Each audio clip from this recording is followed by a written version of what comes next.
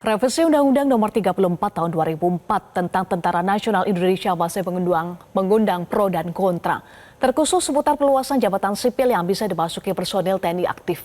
Bagaimana memastikan bahwa revisi ini tidak melahirkan neo-orba melalui dui fungsi ABRI atau bahkan multifungsi TNI?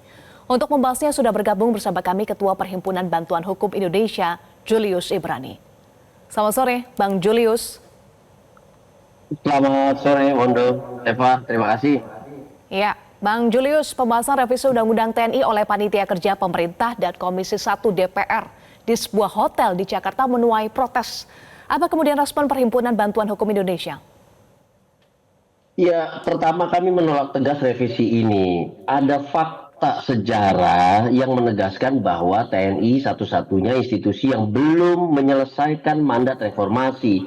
Terkait dengan apa? Banyak sekali reformasi peradilan militer, di mana kalau anggota TNI melakukan kejahatan umum, disidangkannya di peradilan umum, itu belum selesai. Lalu mandat dari Undang-Undang TNI juga yang mengatakan apabila anggota TNI duduk di jabatan sipil, maka dia harus mundur 100% dan tunduk pada hukum sipil. Itu juga belum ditindaklanjuti. Dan ada fakta-fakta lain, Eva. Pengalaman pelibatan TNI di ruang-ruang sipil yang menimbulkan banyak persoalan. MA, Mahkamah Agung, melibatkan anggota TNI dalam bidang pengamanan, ternyata terlibat dalam kasus korupsi bersama Sekretaris Mahkamah Agung. Terlibat juga dalam RUU TNI kali ini, dalam pemberantasan narkoba. Kita lihat kasus di Tanjung Balai, 2 anggota TNI terlibat dalam peredaran narkoba. 70-an kilogram sabu dan 40-an ribu butir ekstasi. Dan belakangan ini terkuak juga peredaran senjata kepada siapa? Kepada pemberontak di Papua. Ini belum pernah dievaluasi, tiba-tiba diperpanjang, diperluas kewenangan-kewenangannya. Ini tentu tidak hanya menyebabkan persoalan yang semakin bertambah, tetapi ini juga mengancam demokrasi. Kenapa? TNI ini, tentara adalah alat negara berdasarkan komando dia. Tidak boleh ada bantahan, tidak ada demokrasi di situ karena komando. Dan ini yang kami katakan akan mengubah suasana sipil menjadi komando. Jadi ini tidak ada esensi sama sekali, tidak ada urgensinya, sehingga menimbulkan pertanyaan, Eva. Tujuannya apa sih kalau bukan politik? Kan begitu. Dan kita tahu dinamika politik pasca pemilu sampai sekarang masih berjalan. Kira-kira begitu kesimpulannya, sehingga kami mendapatkan Komisi 1 itu rapat diam-diam di hotel mewah. Nah, kan seperti itu kondisinya. Kenapa? Untuk menghindari masukan dan kritik dari catatan masyarakat sipil semua ini gitu loh. Dan terakhir ada putusan Mahkamah Konstitusi, Eva, yang mengatakan bahwa kewenangan peradilan umum terkait dengan perkara koneksitas yang dalam hal ini adalah kasus KPK. Kita tahu banyak kasus korupsi besar yang melibatkan perwira TNI. Basarnas misalnya, apakah disidangkan oleh KPK? Tidak. Dan sekarang kewenangannya mau diperluas menjadi berapa? 16 institusi dan segala macam.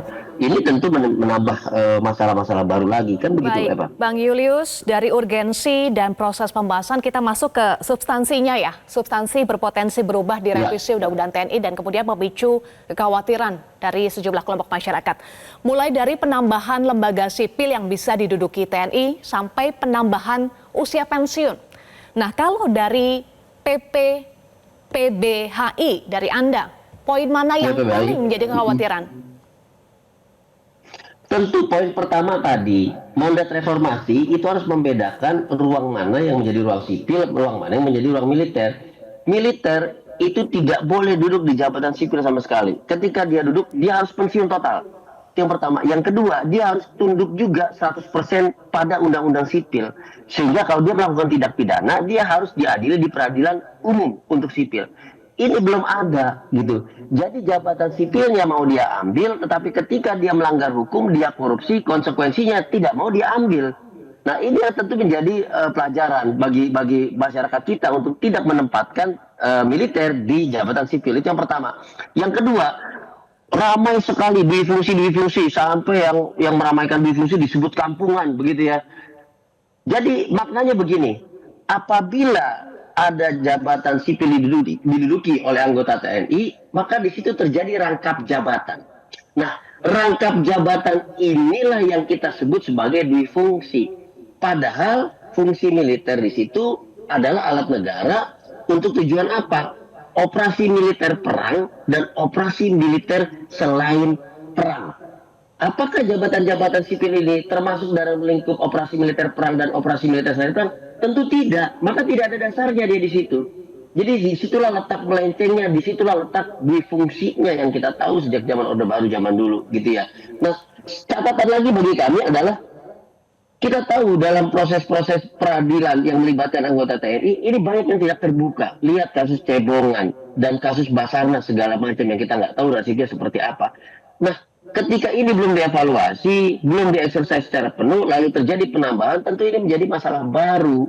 Ya, penyelenggaraan negara akan semakin tidak transparan. Apabila terjadi pelanggaran, akan banyak yang tidak transparan kepada publik bagaimana prosesnya, sampai di mana hasilnya, dan apakah menerima konsekuensi yang sepatutnya. Itu yang menjadi concern bagi PBHI, dan oleh karenanya menimbulkan satu efek impunitas. Jadi ibarat kata begini, apabila Anda bermasalah dengan hukum, misalnya hukum negara, korupsi dan segala macamnya, akan tetapi Anda ingin menghindari peradilan umum, maka jadilah anggota militer dan masuk TNI. Nah, ungkapan-ungkapan seperti itu ramai di media. Makanya jelas ini harus ditolak, kembalikan pada mandat yang belum diselesaikan berdasarkan Undang-Undang 34 tahun 2004 dan juga mandat reformasi. Kan begitu, Eva. Baik. Bagaimana juga terkait dengan penambahan usia pensiun TNI? Bang Julius, apa kemudian dampaknya bagi organisasi, produktivitas, bahkan untuk anggaran? Ingat, perlu diingat, TNI itu adalah alat negara di bidang pertahanan. Dia menjalankan fungsi operasi militer perang, operasi militer selain perang. Maka fungsi-fungsi organiknya itu tentu berpangku tangan pada hal-hal yang sifatnya taktik, strategik, dan juga fisik. Gitu. Nah, tentu kaitannya dengan ketiga hal ini butuh performa yang baik. Maka seharusnya di negara-negara lain usianya semakin dimudahkan, gitu. Bukan semakin diperpanjang usia pensiunnya sehingga tidak mampu menjaga fitnessnya si alat fungsi organik ini yang berupa TNI. Nah, tentu dari sini kita melihat perpanjangan ini untuk apa? Perpanjangan ini kan berarti menambah jumlah. Menambah jumlah ini untuk apa artinya? Apakah untuk efektivitas, efisiensi? Tentu tidak. Dari segi anggaran tentu menambah jumlah anggaran. Dari segi efektivitas karena jumlah pasukan banyak tentu sulit untuk mengkoordinasikannya. Yang kita tahu banyak anggota TNI yang terlibat pinjol, jual beli senjata kepada pemberontak, terlibat narkoba dan segala macam. Itu kan bukti sulitnya mengkonsolidasikan prajurit TNI. Nah, kalau lebih banyak maka kan lebih sulit lagi. Sehingga kita melihat di sini bahwa tujuannya lain, menambah jumlah, menambah angka, dan kalau kaitannya dengan angka-angka seperti ini, maka tujuan politiklah yang menjadi tujuan utama, bukan hal yang lain, bukan soal kinerja yang kita nggak pernah lihat evaluasinya. Dan kita lihat juga bahwa kaitannya dengan program-program ke depan yang memang banyak bernuansa militer. Ada food estate, water estate, dan segala macamnya yang dikatakan ini adalah proyek strategis nasional yang butuh pengamanan karena ini kaitannya dengan kedaulatan. Contohnya pagar laut kemarin yang belum selesai hingga saat ini. Nah, itulah tujuan-tujuan yang kami lihat karena tujuan yang secara esensial ini tidak dilihat. Kami nggak melihat loh mendorong penguatan fisik, penguatan kapasitas, lalu kesejahteraan prajurit, lalu fasilitas-fasilitas bagi prajurit yang menjaga perbatasan. Kita nggak lihat itu di dalam RUU TNI. Sehingga pasti tujuannya bukan daripada menguatkan prajurit kita, bukan menguatkan TNI kita, tapi tujuan-tujuan politis dan tujuan-tujuan ekonomis tadi yang tidak secara gamblang diceritakan kepada masyarakat. Kami pikir itu yang harusnya menjadi concern bagi seluruh rakyat Indonesia ke depan. Begitu. Ya, peluang untuk kemudian masuk jabatan di kementerian dan lembaga juga semakin besar nantinya ya. Bagaimana kemudian dampaknya jika TNI aktif terus bertambah di jabatan sipil, dampak bagi TNI sendiri dan juga dampak bagi kementerian dan lembaga yang diisi oleh TNI aktif?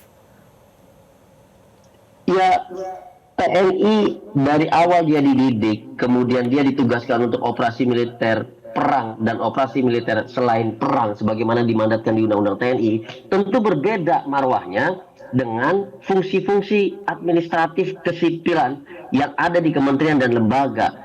Pendekatan-pendekatan yang demokratis, ada perdebatan membentuk kebijakan, implementasi program dan kegiatan, ini tidak terjadi di TNI karena TNI adalah berdasarkan komando.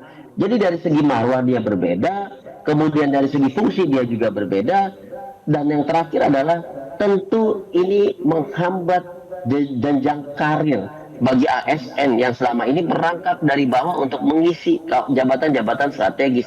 Yang kami tahu tidak di jabatan teknis lah penempatan anggota TNI ke depan yang direncanakan oleh revisi Undang-Undang TNI, tapi di jabatan-jabatan strategis eselon 3, 2, dan kemudian eselon 1. Yang ini kemudian menghambat jenjang karir bagi para ASN juga.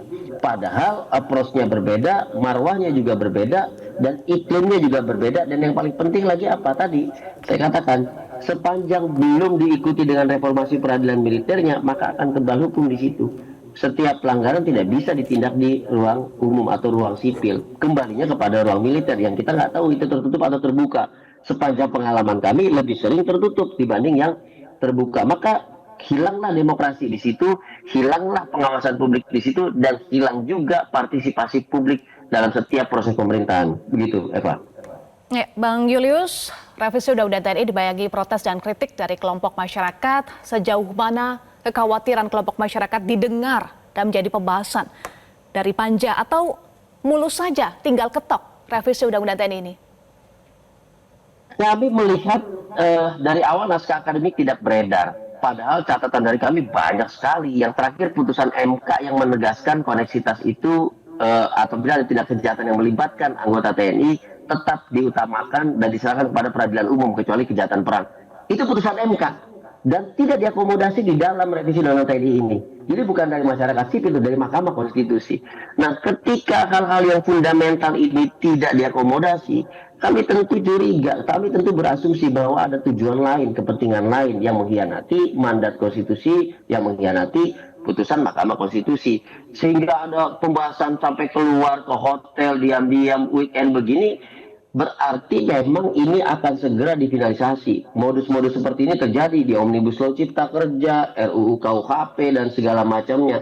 Sehingga tidak ada ruang lagi untuk memberikan masukan, ya artinya nggak ada ruang partisipasi publik, tidak ada ruang lagi untuk merevisi draft revisi Undang-Undang TNI ini. Artinya tanda kutip ini sebetulnya sudah final, tinggal menunggu diketok aja. Nah disitulah masyarakat protes, disitulah teman-teman koalisi masyarakat sipil mengejar Komisi 1 di hotel mewah yang dijadikan tempat untuk membahas. Jadi ini sudah di ujung ini, Eva, dan kami tahu kalau sudah seperti ini pasti tinggal diketuk diam-diam, tinggal disahkan saja, begitu.